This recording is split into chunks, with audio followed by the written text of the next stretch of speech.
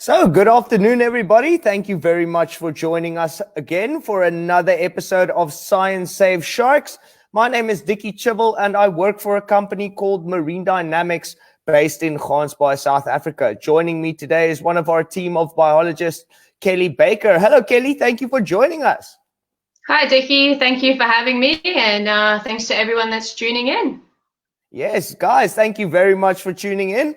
So, guys, before we get started, I just want to do a quick recap. On our previous episode, it was basically just a launch where we told you we will be taking one of our marine biologists busy in the field, doing a live session, talking about their research every single Wednesday. And then every Friday, we'll have a Q&A follow-up on that session. So everything that we won't get to answer or get to today, guys, Kelly and I will be answering on Friday.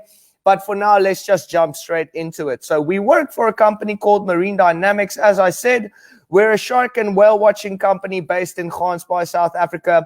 One of my roles in the company is I'm a skipper as well as a tour guide. I do a bit of filming for Shark Week and Discovery Channel all over the globe. And Kelly is part of the team that does our research, and she's one of our biologists. But she's going to give us an intro. What's up, Kelly? Not much. So yeah, you're right. Marine Dynamics, we obviously operate those tours, all those trips.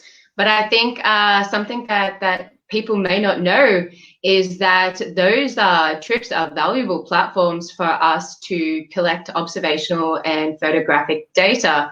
So I've been with the Marine Dynamics team now as part of the biology team for 6 years. And in my role, I'm out in the field just like yourself, a lot on the water, specifically our shark cage diving vessel Slashfin. And that involves a lot of interacting with the guests. So shout out to any of our previous guests that are tuning in today. What's up, guys? So that allows us to show the guests the sharks and educate them a little bit on the area, this amazing marine system that we have here, and of course the diverse wildlife. But on that other side of things, these trips, every tour trip that we take, we are collecting information. So like I said, we have this highly valuable platform for us to conduct this work. And that's what it makes a big part of my job, or it's a big focus in my position. Yes. So, guys, for those of you that haven't been out with us before, new viewers, guys that maybe want to join, as I said, we're based about 2 hours away from Cape Town, and we take you guys on mad adventures, whale watching, shark cage diving. We also have quite a few conservation efforts, animal rehabilitation, rescue. We even do a bit of whale disentanglement in the area. So all that type of stuff, marine based in our area. And then we also have our international marine volunteers and our intern academy, the MDA.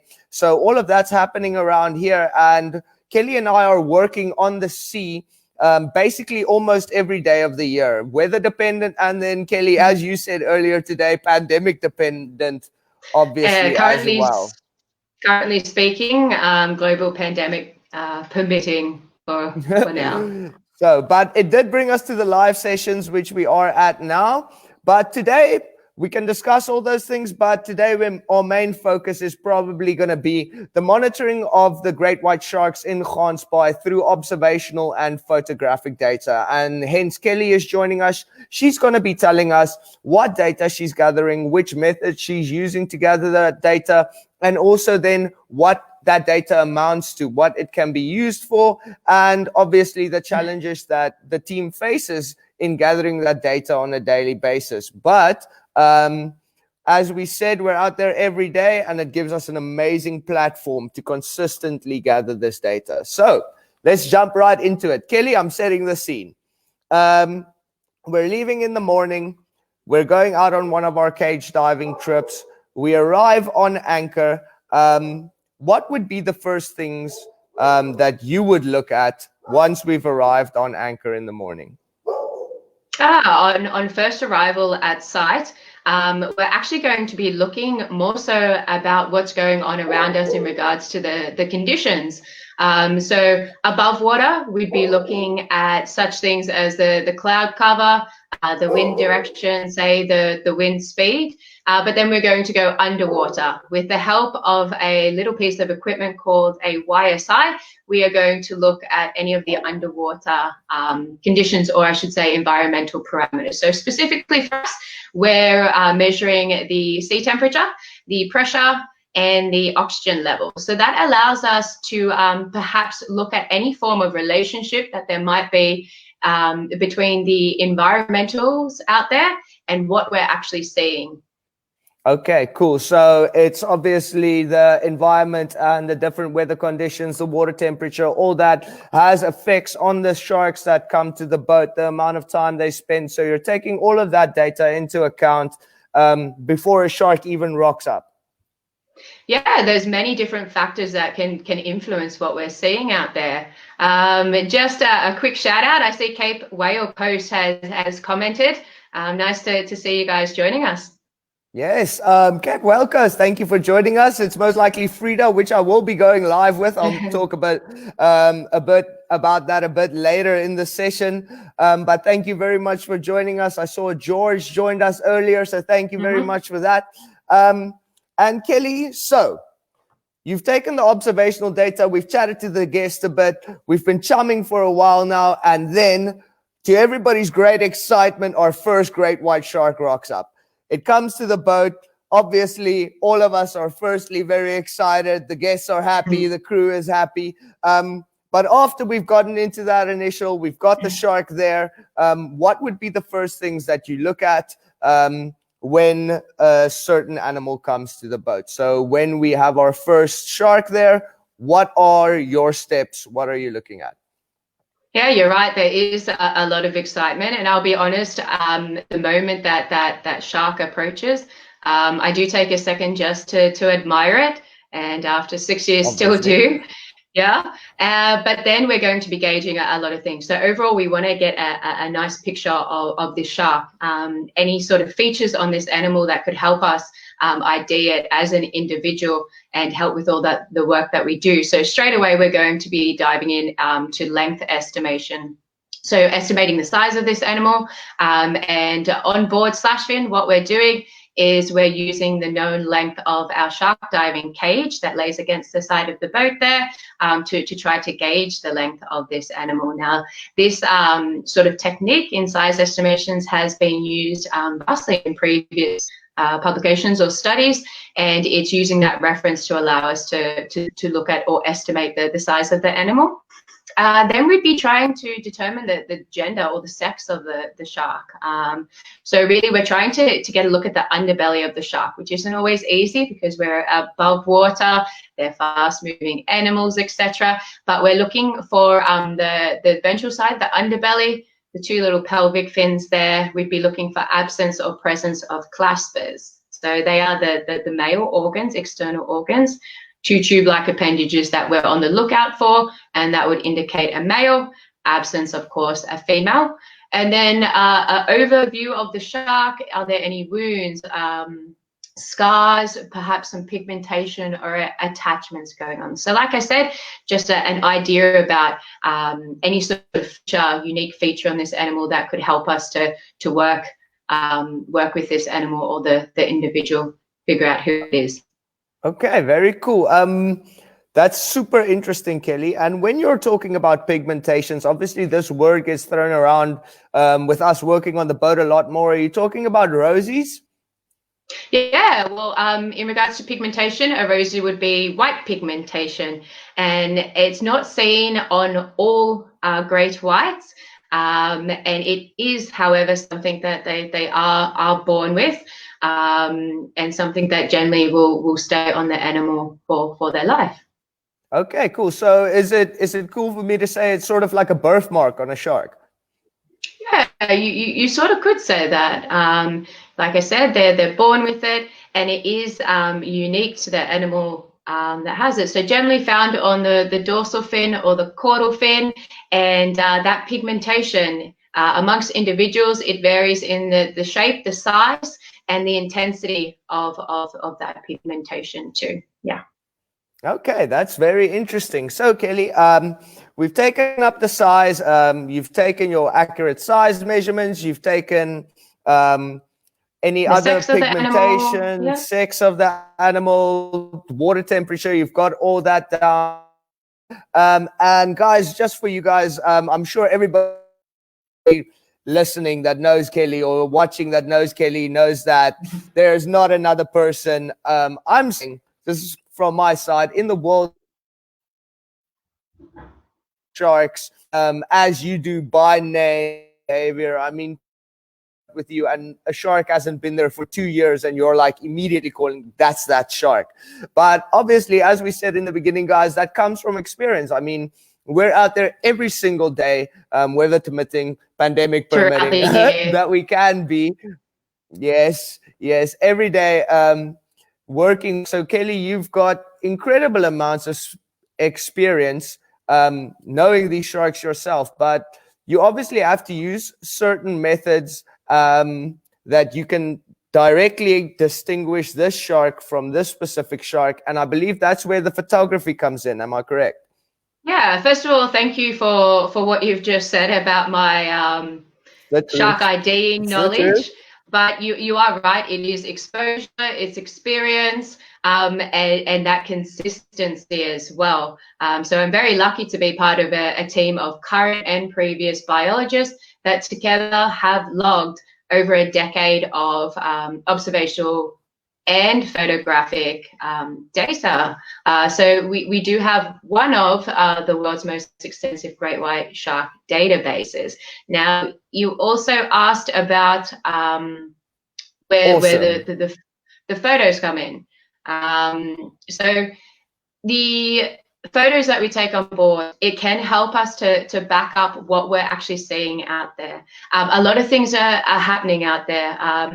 You're dealing with, like I said before, a fast-paced animal. Perhaps it's shy, so it stays deep. So we can try to confirm our observations through these images, but really our aim is photo identification, which is a highly valuable tool. Yes, yes. I know it has to be challenging. I mean, I work with you. Hey, I see Isabella. Thank you Hi, very much Isel. for watching, man. Awesome to have you on the stream. And Kelly, I know from personally working with you guys that it is incredibly challenging on various days getting these data. And these sharks are not just standing still so that you can measure them or accurately photograph them. So I'm sure you guys are facing the challenges. But now for the next step is, what are you guys photographing? So I know from my experience working around the globe with different animals, for southern right whales, for instance, they've got callosities on the head, and we'll photograph the pattern of that callosities from the top, because each pattern is unique. For humpback whales, you'd in a lot of places you'd be taking photos of the fluke or the tail of the whale. What are you guys focusing on in Gansbaai when it comes to the great white sharks? Yeah, well, photo identification is a great method. It utilizes distinct patterns in species that are unique to the individual. So this could be, for example, the fingerprint of a human, unique to each individual, a pattern that can be tracked over time. So we're looking for a designated region on these animals, on these great white sharks, that we can consistently over a long period of time capture and hopefully recapture to track that individual and monitor the population as a whole. Now, in regards to great white sharks, there are a number of regions on the animal that could be designated as distinct or unique. Okay. And it varies, it varies globally depending on which site you're working with or which population you're working with. So for us here in South Africa, due to the conditions and the behavior of the shark, we're looking at the dorsal fin of the animal, specifically the trailing edge, so that back edge. If you don't mind, I do have a slide that I would like to share with everyone, just so I can explain this a bit better. Yes, for sure, Kelly. Yeah, so I hope you guys Okay, can cool. see this. Now, those three top images there, this is just to show you guys the sort of variation that we would see amongst individuals. So those images are of three different individual great white sharks that we have seen or logged numerous times in Gansbaai over many years. So you're going to look at that trailing edge, that back there, and you'll see little bumps and notches, and that is unique to each animal. So they're born with that uniqueness. It could vary throughout their life, depending on a number of features, say injury, and that third image on the top there on the right hand side is an example of that, a highly unique dorsal fin right there. Isn't that Slashfin, Kelly? That is Slashfin. I didn't think I would be able to get that past you without you being able to ID it. Okay, no, how can you not? So, guys, just for Slashfin is a very iconic white shark in the Gansbaai area, and Kelly would be able to tell you guys a bit more, but we know that shark so well, and we haven't seen him in a while. But we even named our shark cage diving vessel Slashfin after the iconic shark, and I'm sure Kelly can tell you a bit more about that. Yeah, no, Slashfin is well known in this area and has been for many years. He actually is one of Dyer Island Conservation Trust tagged animal. So the team did tag and track this animal in 2012. Now, unfortunately, Slashfin we haven't seen since 2014. But I would say due to that dorsal fin, the moment you see that animal approaching, you can ID him pretty much on site, and there's a lot of excitement going around, that's for sure. Yes, I mean, I love that shark. So, Kelly, at the bottom, those two photos, am I correct in saying that those are the photos of the same shark, dorsal fins? Yeah, so I'm just trying to highlight, you know, the possible changes or even lack of changes over time. So they are two images of the same individual. This is an individual that we've known since 2012, and we logged as recently as March 2020. Those specific images, though, the first one is taken in 2013, and then the second one there on the right side is 2018. Now, on first sight, you would say that there really is not much variation. There's nothing really extensive that has happened in that time that has caused a major change in this dorsal fin. But again, following that trailing edge, those little bumps and notches, we're able to match or positively ID this animal, and thankfully, or thanks to our yet again the consistency at which we sample near daily throughout the entire year, and the long-term work that we've been doing, we can track these animals over a long bit of time. Do you have any idea who that shark is? Just because you mentioned I wanted to ask you familiar. now. I wanted to ask you now, Kelly. Do I know that shark? I think I've got an idea, but I'm not going to go live, and maybe I have it wrong. So it's actually a shark that many of our guests, previous guests that have met this shark, or I would say our entire team would probably be able to ID on site due to a different characteristic. So going back to the observational stuff, we're looking for those wounds and whatnot. This male white shark here, he does happen to have a stunted or a gimpy it's right Mini pectoral Nemo. fin. Yes. There we go. Yeah. Yes, It's Mini guys. Nemo. So for those of you watching that know the shark, and those of you watching that don't know the shark, this is an incredible animal. All sharks are incredible, but this guy is so amazing to have around the boat. For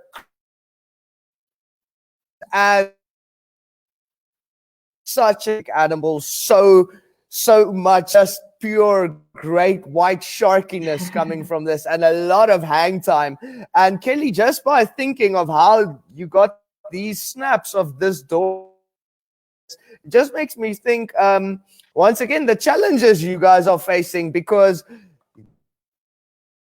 visibility, and in a lot of other places in the world you have a lot cleaner vis, but we sometimes have choppy weather, visibility that's not so good. So you guys must obviously have quite a few challenges, and I'm thinking about Mini Nemo, in it being such an awesome shark.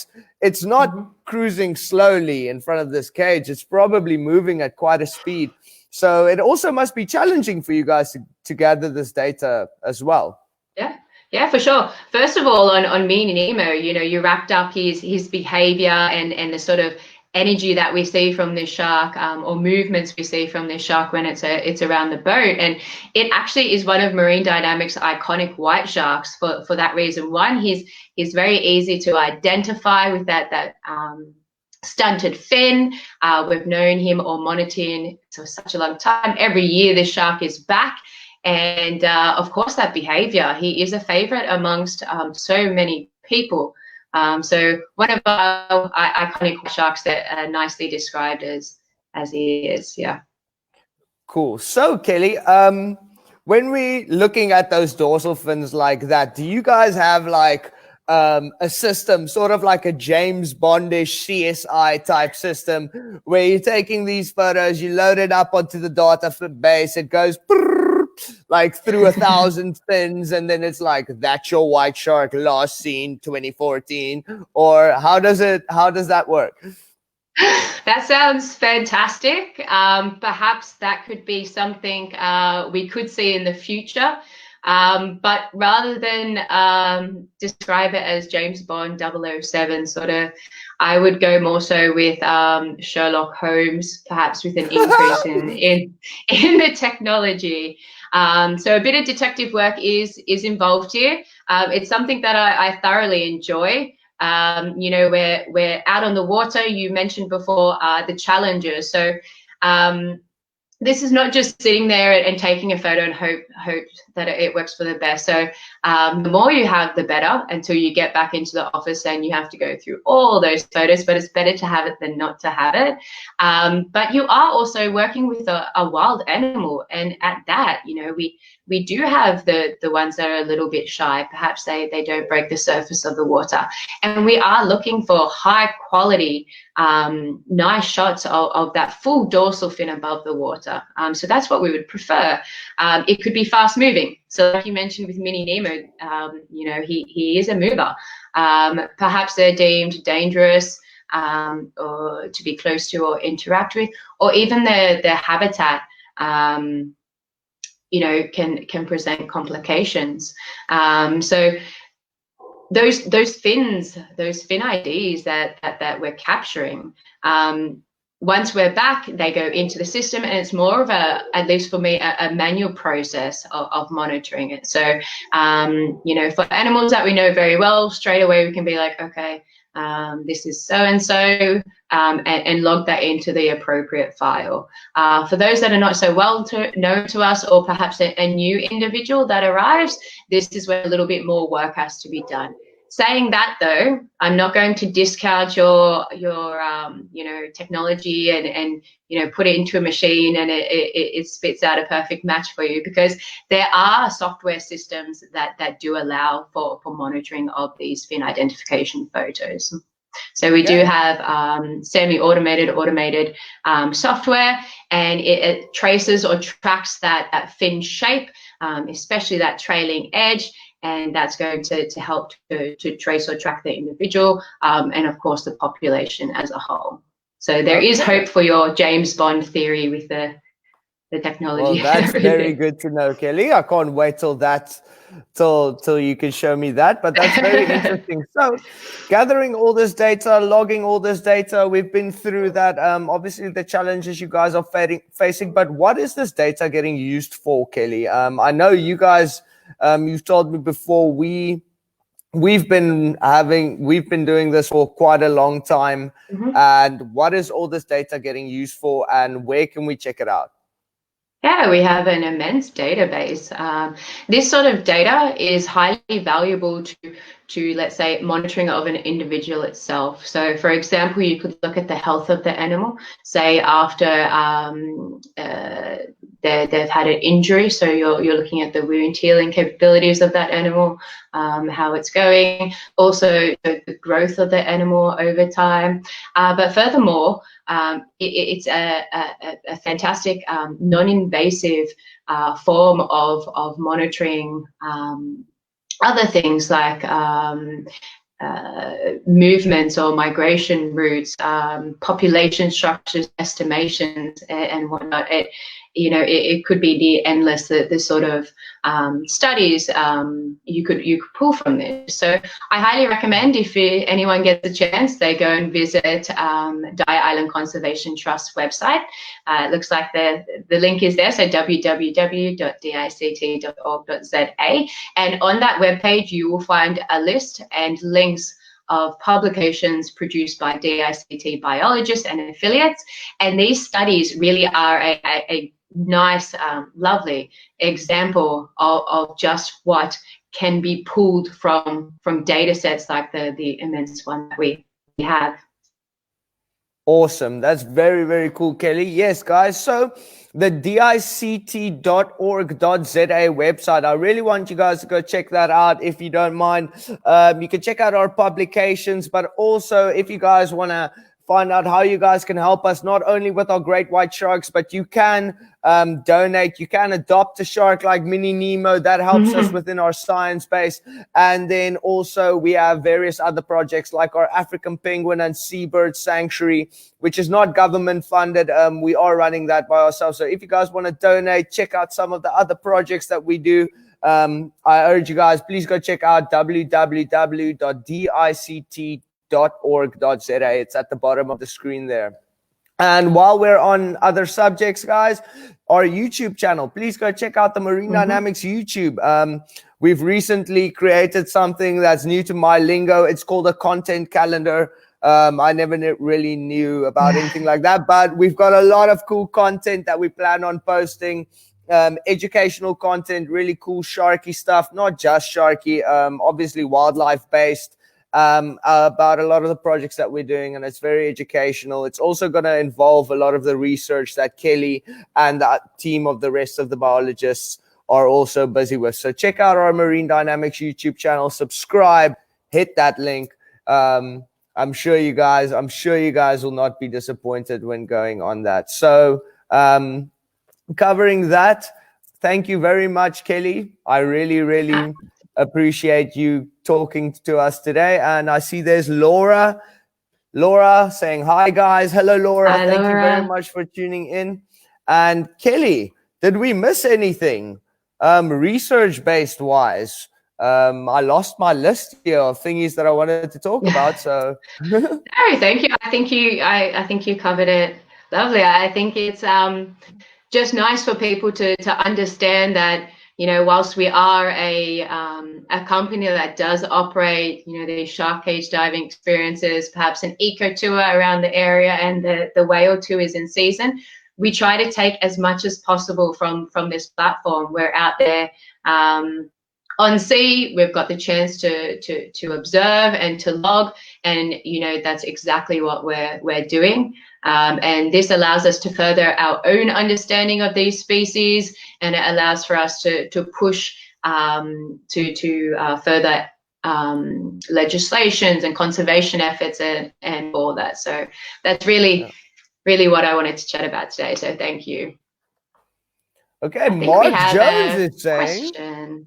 Yes, I want to come back and do another day, nearly 2 years ago, but alas, we saw nothing, and my wife was a bit seasick. Guys, sometimes we do have a bit of a choppy weather, and I'm sure Kelly can tell you a bit more about that. But from my side, I want to say that is part of the reason why we need to protect these animals, why you guys can help us with our research, because sharks as a whole, great white sharks, are endangered. We went through a whole time with not seeing a lot of them there. What do you have to say about that, Kelly? Yeah, thank you for the question there. And sorry your wife wasn't feeling so well. Dickie's right, on the ocean, nature and wildlife is obviously unpredictable. we can never know what we're going to get to some extent. But same with the sightings. Like you said, globally, we are looking at a vulnerable species, our great white sharks. And this also varies day to day.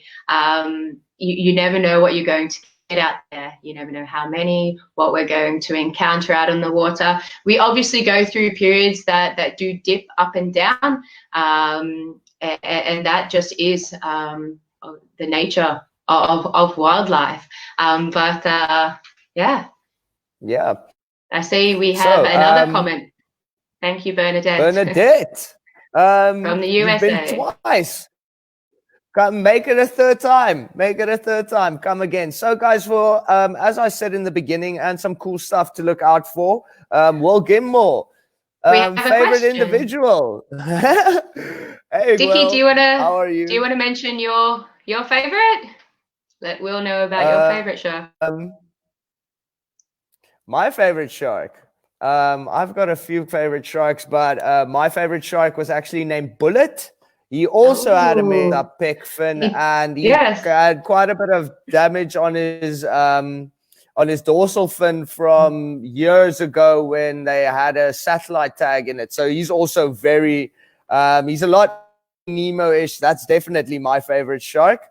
Some people call him Stuyvesant. Some of the bait handlers used to call him Stuyvesant because after he was around the boat, I remember Warren used to say that he needed a cigarette because the shark was a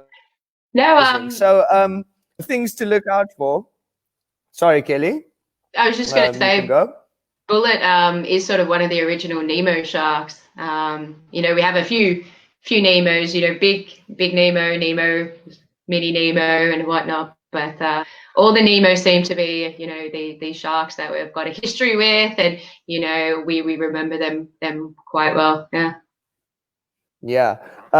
So a few things to look out for, guys. Tomorrow afternoon at 4, a great friend of ours and of the company, Kareem Mustafa, he's going live with Sir Sean Connery's Kelly, is it his granddaughter, I believe? Saskia, yes.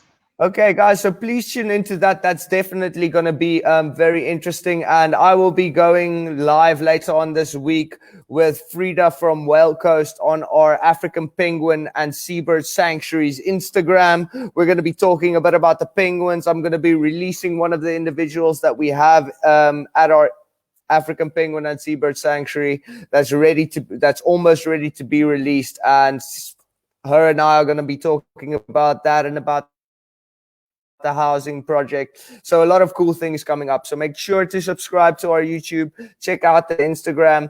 And then for anything we didn't get to today, guys, we're doing a Q&A this Friday. So use the hashtag #ScienceSaveSharks. Ask those questions on our Facebook, on our Instagram, and Ken and I will try and cover the rest of that. So thank you very much for tuning in, guys. We really enjoyed having a chat with you. Those of you that left some comments, thank you so much. And Kelly Baker, you're awesome, man. Thank you. It's really been cool. I always learn a lot from you. Absolute pleasure. Thank you for having me, Dickie. And thanks to everyone that's tuned in. Now, next week, you'll be going live again on Wednesday and chatting to my lovely colleague, Alina Prishkina. So I hope you guys have a nice chat, and I'll be tuning in for sure. Yes, tune in for that, guys. It's going to be really cool. Excited to talk to Alina and excited to do the Q&A with you, Kelly. So thank you very much for tuning in, guys. Have an awesome day. Stay safe out there. And we hope you guys learned a thing or two today. Thank you. Thank you.